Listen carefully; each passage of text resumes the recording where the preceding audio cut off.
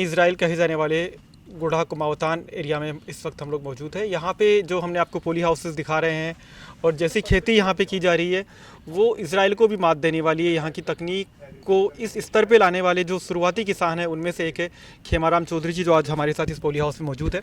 खेमाराम जी, कैसा सफ़र रहा 2013 से पहले और अब तक का? नमस्कार जी।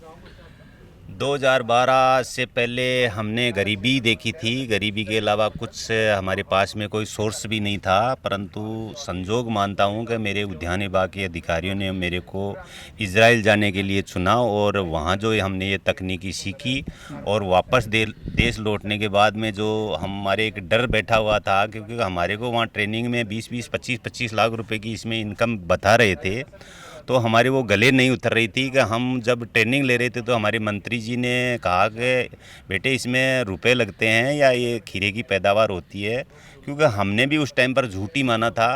परंतु यहाँ हम जब किसानों ने इसमें घुसे और इसमें जो पैदावार ली, हकीकत में इजराइल वाले झूठ नहीं बोल रहे थे, वो सच बोल रहे थे, क्योंकि उनसे भी ज़्यादा पैदावार 25-25, 30-30 लाख रुपए की हमने भी यहाँ 1 एकड़ से पैदावार ली है।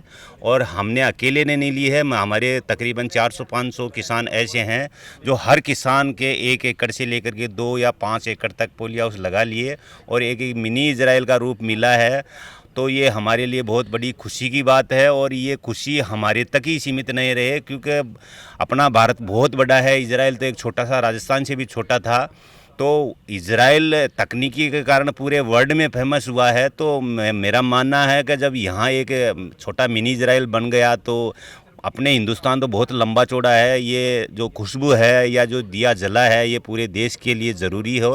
और जो हमारे उद्यान विभाग के अधिकारी और जो एग्रीकल्चर जोबनेर के जो बूंद बूंद सिंचाई का जो हमारे को ज्ञान दिया था शुरू में, उससे मोटिवेट होकर के जो वर्षा जल हमारे व्यर्थ बहता था, हम इस संरक्षित खेती में घुसने के बाद में हर किसान ने पोली हाउस के साथ में लगता हुआ फार्म पॉन्ड बनाया और उसमें वर्षा जल को इकट्ठा करके हम बूंद बूंद के माध्यम से उसी पानी को हमने यूज़ लिया। हमारे को अब ना कुएं की ज़रूरत है ना ट्यूबवेल की ज़रूरत है। यहाँ पे जो तकनीक की जो खेती हम देख रहे हैं, यहाँ पे जो टमाटर है, जो मिर्च है, इनके बारे में जानना चाहिए किस तरीके से क्या यहाँ पे ये जो तकनीक आप जो लेके आए हैं से कितना? ये तकनीक आधारित संरक्षित खेती हो गई। बाहर ओपन की खेती में इतना संभव नहीं था, क्योंकि बाहर ओपन में कई प्रकार की बीमारियां आ जाती है, कई प्रकार की आपदाएं विपदाएं आ जाती है, कभी पाला गिर गया, कभी ओले गिर गए, कभी मौसम की मार हो गई। तो ये तकनीकी है, ये कवर्ड होती है, ये एक तरह से माँ का गर्भ हो गया।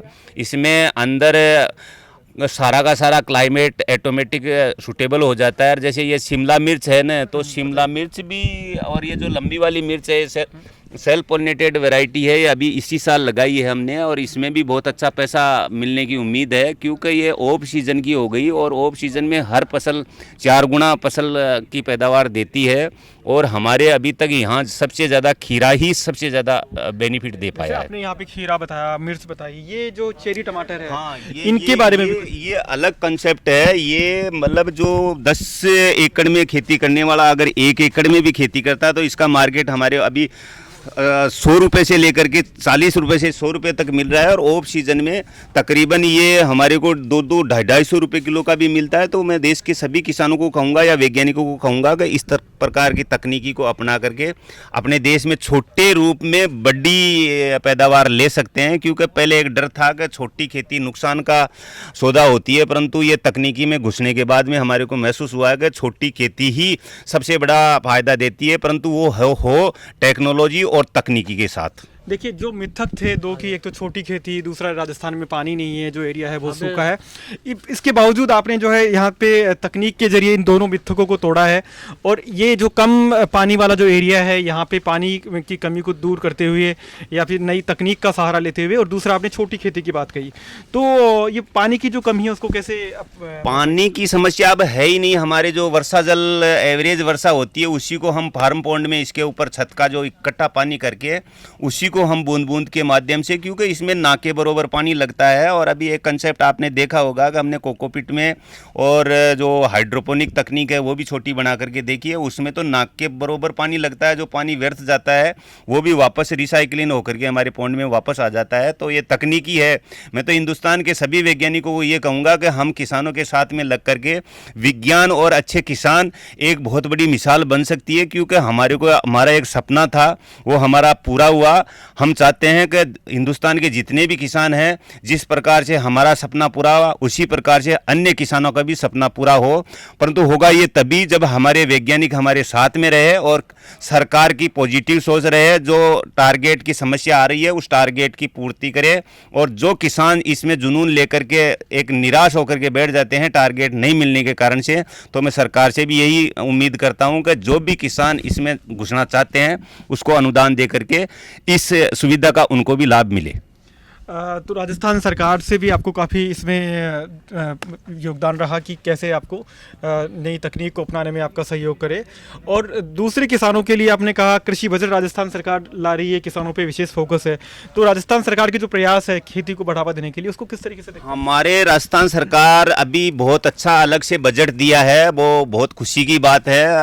पैसा दिया है, परंतु टारगेट बढ़ाए हैं ऐसी बात नहीं है, परंतु वो टारगेट उस टाइम के टारगेट थे जिस टाइम पर किसान इसमें घुसना नहीं चाहता था। और आज इस तकनीकी को देख करके अच्छा पैसा मिला है तो हर किसान इसमें घुसना चाहता है। तो मैं सरकार से, भारत सरकार से या राजस्थान सरकार से भी यही कहूँगा कि अब अलग से बजट नहीं, अब तो हज़ारों की संख्या में पोली हाउस नेट हाउस के अगर टारगेट दोगे तो ही किसान का जो मनोबल है वो पूरा हो पाएगा। नहीं अन्यथा जो किसान मायूस हो रहा है वो अपने देश के लिए बुरी चीज़ है, क्योंकि उसको भी टारगेट दे करके इसमें शामिल किया जाए। क्योंकि पैसा लेने का हक हर किसान को है। पहले उनको डर था, आज डर नहीं है, क्योंकि ये दिखाने के लिए जो हमने करके दिखाया वो एक बहुत अच्छा संदेश गया है। और मैं चाहता हूँ कि इस तकनीकी को सारे के सारे देश के किसान अपनाएं।